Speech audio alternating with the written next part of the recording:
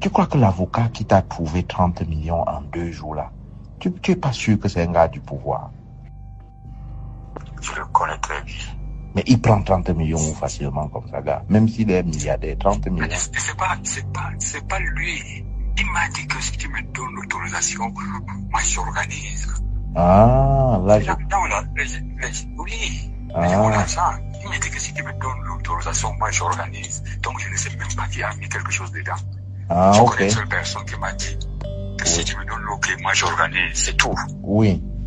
Et puis, je vois les gens dire que j'avais retiré ma requête au tribunal pour ne pas aller à la Cour suprême. Et c'est vrai, parce que le conseil qu'on m'a donné, quand on a regardé le papier que Minat avait signé en disant que Ekane est président du comité directeur, et quand on regarde le texte du parti, on voit qu'il n'y a pas ça.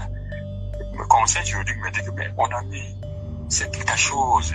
C'est qu'on lui a donné là, c'est autre chose. Toi, tu vas chercher quelqu'un, quelque chose qui ne ressemble pas. Est-ce que tu as le comité directeur dans le SX? J'ai dit non. Ce n'est donc pas la même chose. Laisse-le faire tout ce qu'il fait et ne le fait. Parce que voici la logique ici. C'est aussi simple que ça. Donc, ces deux parties, maintenant, il faudrait que lui trouve donc un document qui atteste un manitem avec comme bureau de comité directeur. Il n'y en a pas. Écoutez, un clic, une voix étouffée mais claire, celle de Dieudonné Yebga, un enregistrement audio. Il parle, il confesse, il explique un plan, un piège, une manœuvre, un sabotage.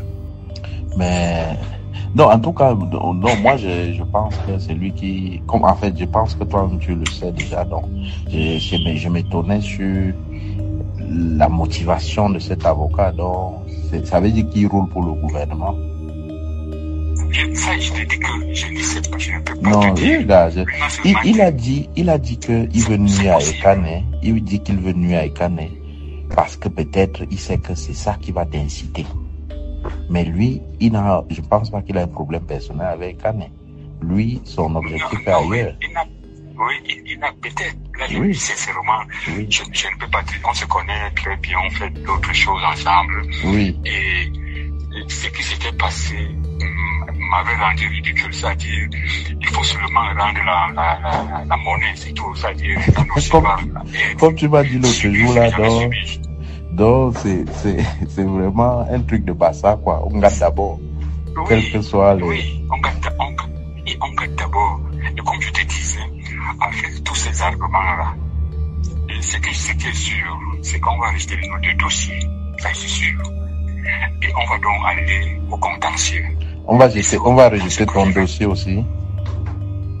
Parce qu'il y a imaginez ça, moi je prends le maximum. Oui. Les deux dossiers seront rejetés. Oui. Et on va aller au contentieux. Et là où je suis en train de préparer le contentieux, donc j'ai toute cette argumentation. Mais ça coûte cher, ça coûte cher. Il t'a laissé, l'avocat là va payer le contentieux. Ça coûte combien? Hein? Ça coûte combien? 100 millions? Bon, non, pas 100 millions. Je veux dire, après, les avocats, comme c'est dans l'urgence, là, ils prennent cher. Hein. Il y a un mot que les régimes n'aiment jamais entendre. Un mot qu'on chuchote dans les arrière-salles du pouvoir. Un mot qui, dans l'histoire des nations, pèse parfois plus lourd que le mot crime lui-même. Trahison. Et puis, il y a son qualificatif ultime, son masque le plus terrible. Haute trahison.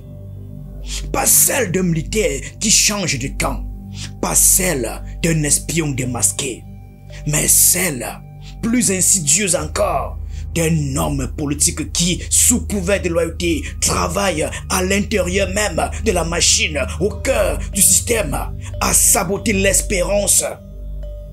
Le Cameroun vient peut-être de vivre l'un de ces instants tragiques. Un moment où le rideau se déchire. Un moment où la politique bascule dans la manipulation pure. Et au centre, un nom, Dieudonné Yebga. Ça veut dire que tu ne penses même plus à la révolution, camarade. Tu ne penses même plus. Donc tu es dans une vendetta personnelle comme ça. Tu ne penses même plus à ce que le peuple peut comment ta place dans l'histoire, quand tu fais des trucs comme ça. Demain, quand on va écrire cette partie-là, comment on va juger un peu ton rôle? A fait là. Oui. Ce que Khan a fait là. On a écrit ça. Quoi? Ce que Khan a fait là. Non. Ce que Khan a fait. Non, ça, pas pour toi qui moi, peux poser cette question, pour moi, n'est-ce c'est pas? pas toi qui peux poser cette question. Non, justement, je te pose cette question parce que moi, tout ce qu'on avait eu comme problème, je pense que c'est des problèmes internes qui étaient limités au parti, même si ça avait pris des proportions un peu bizarres, mais c'était toujours des problèmes internes. À mon avis, hein? Non, il n'y a pas eu de solution en tant que telle, mais le temps a arrangé les choses d'après moi. Hein. D'après moi, ça c'est ma vision. Parce que, à la limite, ça fait 8 ans. Hein. Le but n'était pas que... C'est-à-dire quoi? Ça fait 8 ans. Si on était bien organisé, moi j'avais fait le raisonnement suivant. Même si tu étais président et qu'on était un parti qui vivait vraiment, tu ne pouvais plus être à la même place. Si on devait faire vraiment l'alternance au sommet, ni toi ni Khan ne pouvaient plus être là, ça devait être d'autres personnes. Mais le contexte ne permet pas ce genre d'alternance vu les difficultés qu'on a existé même en tant que parti. Donc moi je suis passé là-dessus.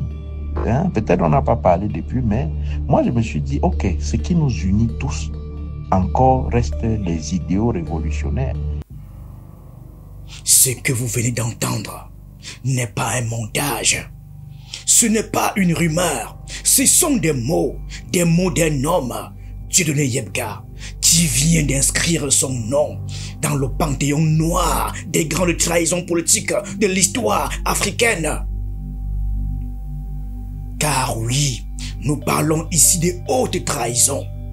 Pas une querelle de parti, pas une lutte de leadership, mais un acte calculé, un acte délibéré visant à anéantir l'espoir politique d'un peuple. Et cela se passe en 2025. Nous sommes au Cameroun. La haute trahison, ce n'est pas seulement une infidélité. C'est une blessure, un poison lent, une rupture de serment, de loyauté, d'engagement. C'est le meurtre de la confiance. Partout dans le monde, la trahison a le goût de la mort. Lumumba, livré par ses pairs, exécuté. Sankara, trahi par son propre fait d'âme, assassiné. L'UPC, divisé, saboté par ses propres enfants. Chaque fois, une même formule, la destruction de l'intérieur. Et aujourd'hui, le visage de la trahison camerounaise, c'est Dieudonné Yebga. Nous ne cessons de vous dire que la branche des extrémistes de l'ordre de 82 voudrait avoir une élection sans leur véritable adversaire qu'est Maurice Kamto. Lorsque le débat sur le mandat impératif déclenche, nous prenions également la peine de vous alerter que cette affaire n'est pas juridique. Ça n'a rien à voir avec l'octroi, c'est une affaire éminemment politique et le seul remède, c'est le renforcement du rapport de force côté force du changement. Nous insistions que le bavardage sur l'octroi était inutile parce que la branche fondamentaliste, dans son plan de succession, ne voudrait pas avoir affaire en 2025 à sa bête noire qu'est Maurice Kamto. La mise en circulation des documents privés de la candidature de Kamto par un officier de police qui venait de les signer en violation de toute éthique professionnelle rentrait dans cette stratégie de sabotage de toute candidature venant de l'homme. L'exhumation de M. Dieudonné Yebga, venu en renfort, était la dernière dernière carte de la branche des extrémistes politiques de 82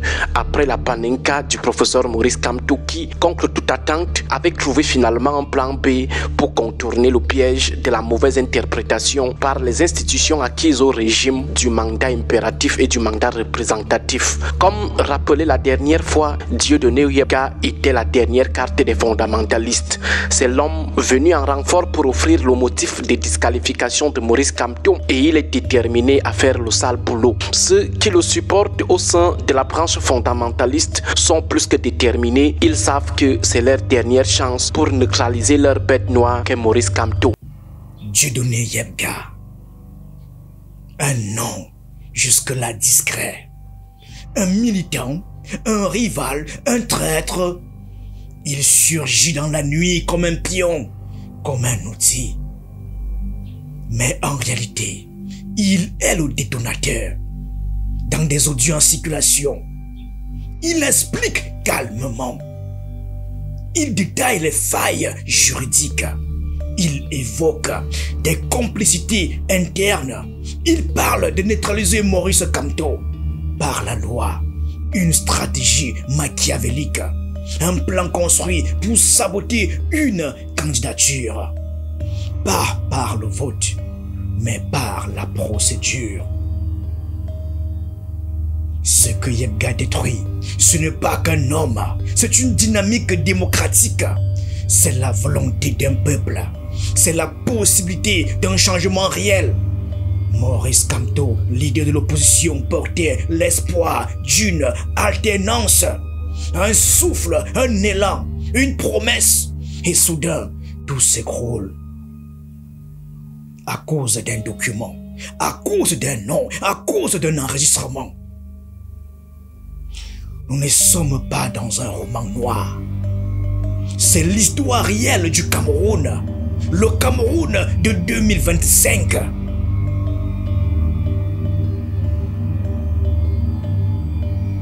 Car ce n'est pas la première fois. Souvenez-vous, mesdames et messieurs, 1961, Patrice Lumumba, premier ministre du Congo indépendant, est livré à ses ennemis. Pas par ses adversaires, mais par ses proches, par ceux qui, au lieu de défendre la souveraineté naissante, ont pactisé avec l'ombre, la Belgique, la CIA, des élites locales corrompues. Sa mort, plus qu'un assassinat, un deuil continental, des cris dans les rues africaines, des chants de deuil, une jeunesse fauchée par la complicité de ses propres enfants. 1955, l'Union des populations du Cameroun, UPC, porteuse d'indépendance et de dignité, est sabotée de l'intérieur. Certains leaders rejoignent l'administration coloniale en échange d'un poste, d'un silence, d'un salaire. Et ainsi naît une fracture originelle dans l'histoire du Cameroun. L'État-nation s'est construit sur une trahison. C'est là que commence la répétition. Des nationalistes éliminés avec la complicité des compatriotes. La division comme arme. Burkina Faso, 1997, Thomas Sankara, l'icône panafricaine, meurt sous les balles. Mais ce ne sont pas des balles ennemies, ce sont celles de son frère d'armes. Un homme avec qui il partageait les rêves de justice, de souveraineté, de rupture avec le néocolonialisme.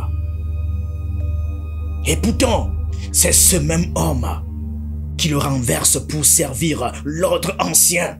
La jeunesse burkinabé ne s'en remettra jamais vraiment. 1994, le Rwanda étouffe de l'intérieur.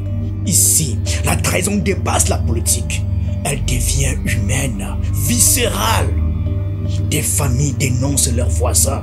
Des enfants sont vendus contre un sauf-conduit.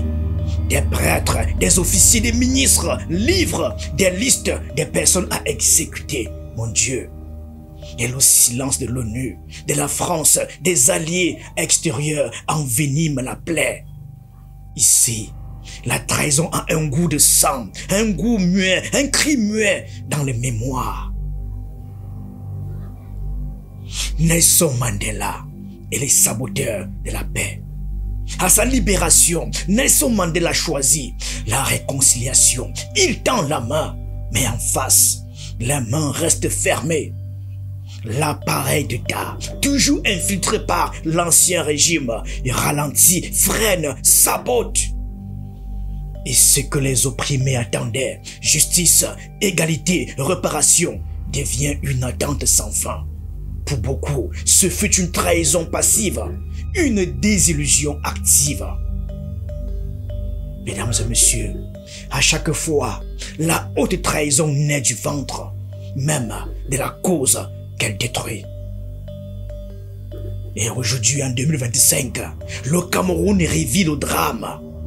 Dieudonné Yebga, qui se revendique lui aussi président du Manidem, dépose une candidature concurrente. Piège le dépôt de Maurice Kamto, principal opposant au régime Biya. Une candidature parallèle, organisée, préméditée, perfide. Et puis viennent les audios, les enregistrements où Yebga lui-même décrit le plan, où il rit, où il explique comment bloquer Kamto. Quand j'ai vu ta candidature, j'ai dit, bon, tu m'avais prévenu quand même que quand je t'ai appelé là, mais je me disais que non, tu vas faire ça après, peut-être c'est juste le show. Non, après on va dire que non, effectivement, tu as déposé, je suis étonné. Je peux retirer ma candidature parce que je n'ai aucune compétence, je n'ai aucun engagement.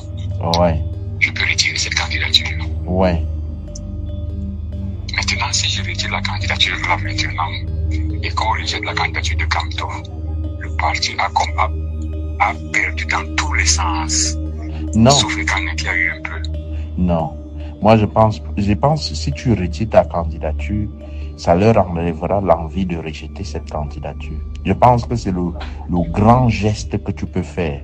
C'est-à-dire, vraiment, un geste qui va encore aller plus loin même que les cartes qu'on est en train de jouer. Et tu vas être vu comme un héros national, c'est de retirer ta candidature. Si tu retires, ça permet au peuple de consolider l'alternative derrière un seul bloc. Le pouvoir agit aussi en fonction des forces en présence, tu sais. Donc, quand ta candidature pour le moment fissure un peu le bloc qui se constituait, si tu retires ta candidature, ça fait un sursaut dans ce sens. Je te dis parce que, à mon avis, tu t'es exprimé. Et bon, comme tu m'avais dit, il faut que tu t'exprimes. Tu t'es exprimé, on a compris. Maintenant, tu peux, et là, tu rentres dans le jeu politique. Là, ce n'est plus une manœuvre. C'est une orchestration, un sabotage électoral habillé en légalité, une attaque interne contre un projet collectif. Et surtout, une gifle au peuple, à ceux qui croyaient encore, à ceux qui veulent le changement. Yebga ne vient pas de l'extérieur. Voyez-vous, il vient du sein du Manidem. Et c'est au nom du Manidem, dans une confusion savamment entretenue, qu'il dépose une candidature pirate. Objectif, piéger Kamto. Et ça marche. Et ça marche. Ben, on s'y attendait, vous savez, on n'est pas loin de la réalité du pays. On connaît les brigands qui nous dirigent. Vous avez refusé ce terme, mais je le confirme. Et on a les audios des gens qui ont monté cette opération, qu'on a enregistré. On sait exactement ce qui s'est passé, les sommes d'argent qui ont été mises en jeu, le scénario qui s'est déroulé, on le savait. Donc on n'a pas été surpris. Les Kamas a refilé le morceau au commanditaire, à savoir le gouvernement. Mais ce que Yebga trahit, ce n'est pas Kamto. C'est le Camerounais ordinaire qui espérait un choix. Ce père qui croyait voter pour changer. Cette mère qui voulait croire à un avenir meilleur pour ses enfants. Ces jeunes qui disaient, cette fois on y croit. C'est toute une génération. Celle qui espérait. Celle qui croyait que cette fois, les bulletins remplaceraient les balles. Yebga n'a pas seulement trahi un homme. Il a trahi une époque. Il a trahi une jeunesse. Il a trahi une époque. Et cette époque, c'est la nôtre. Et tout ça, sabordé, piégé, volé. Ce n'est pas une querelle d'ambitieux. C'est une tragédie, une fracture qui nous laisse sans voix. Et en regardant l'histoire, on comprend que le geste de Yebga s'inscrit dans une série noire de trahisons intérieures. Des Judas modernes, prêts à tout pour servir l'ordre établi. Le seul espoir pour les sympathisants de Maurice Kamto, un espoir devenu d'ailleurs très maigre après un échange hier nuit avec une source proche de la branche des extrémistes politiques. Le seul espoir, c'est la peur d'une réaction très nerveuse du peuple du changement au cas où Maurice Kamto n'est finalement pas retenu au Conseil constitutionnel. En tant que sociologue des crises, il est clair que le plan de disqualification à tout prix de Maurice Kamto radicalise et va encore radicaliser plusieurs Camerounais. C'est d'ailleurs une vérité implacable.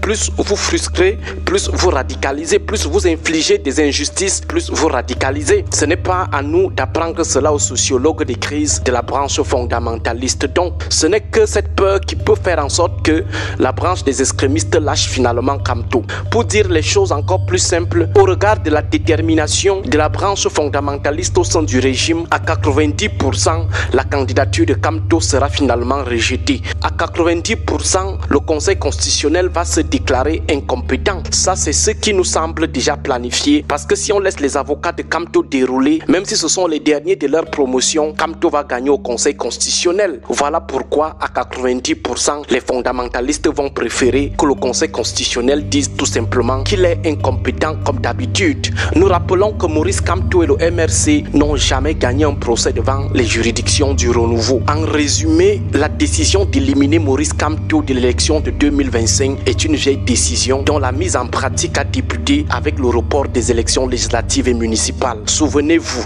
c'est depuis des années que les membres de la branche fondamentaliste vous disent de manière formelle et ferme et publiquement que Kamto ne sera pas candidat. C'est donc une décision bien mûrie et ils sont prêts à tout pour la faire respecter. De l'UPC à Sankara, de Lumumba à Kamto, une leçon, une seule. Les révolutions ne meurent pas sous les coups de leurs ennemis. Elles meurent sous les coups de leurs enfants. À chaque fois que quelqu'un trahit son camp pour une enveloppe, pour un poste, pour une faveur, c'est le peuple qui paie le prix. Et à chaque fois, l'histoire finit par juger.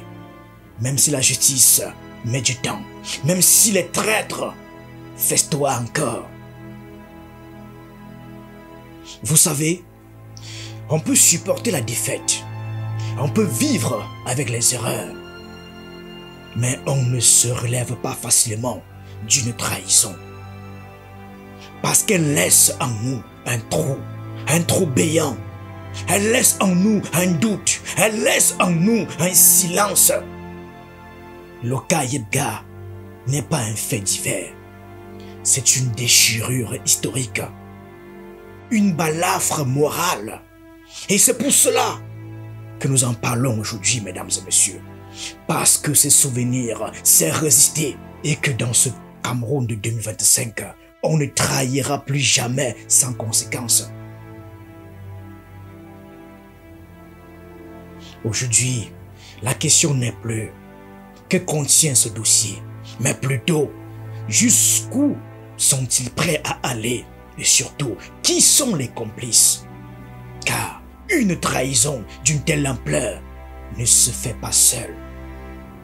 Il y a des relais, il y a des silences, il y a des institutions complices, selon bien des experts. Les peuples n'oublient pas. Le Congo n'a pas oublié Lumumba. Le Burkina Faso n'a pas oublié Thomas Sankara.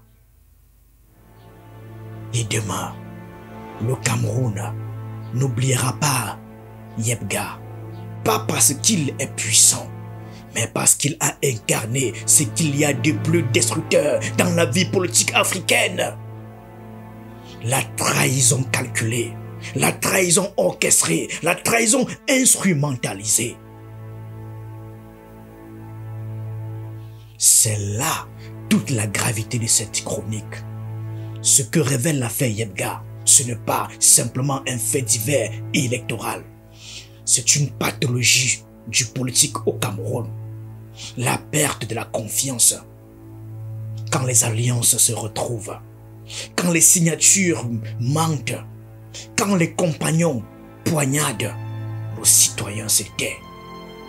Aujourd'hui, beaucoup ne veulent plus voter. Les citoyens regardent et ils s'éloignent de la politique. La trahison est une stratégie de courte vue. À force de piétiner l'éthique, on enterre l'adhésion populaire. Alors pleurez. Oui, pleurez pour cette chance gâchée. Pleurez pour cette démocratie trahie.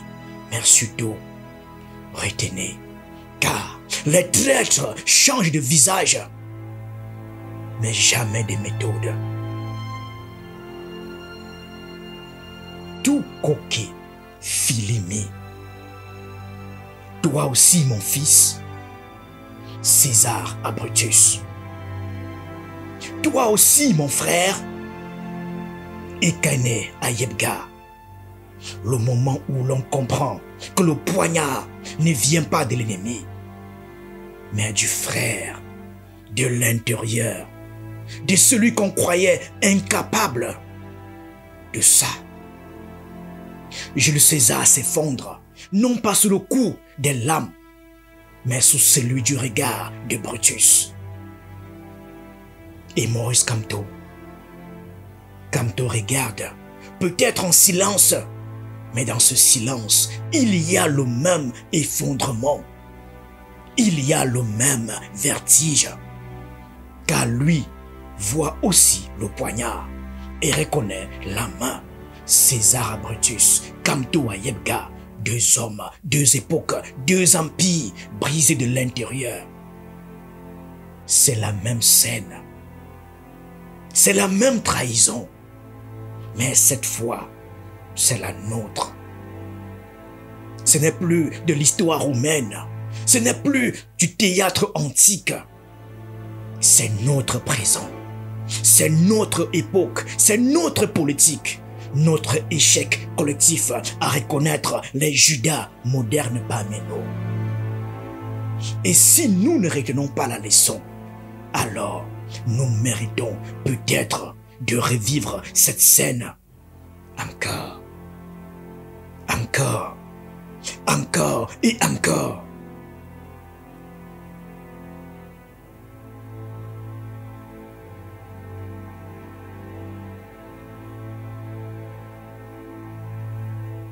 La haute trahison ne tue pas un homme, elle tue l'espoir. Et cet espoir, parfois, met des décennies à renaître. Il se terre dans le silence, il rampe sous les cendres. Il attend qu'une génération plus courageuse, plus vigilante, la ranime. Car l'histoire nous a appris une chose. Ce n'est pas le traître qui gagne, c'est la mémoire qui survit. Et cette mémoire, elle vous regarde. Merci à tous.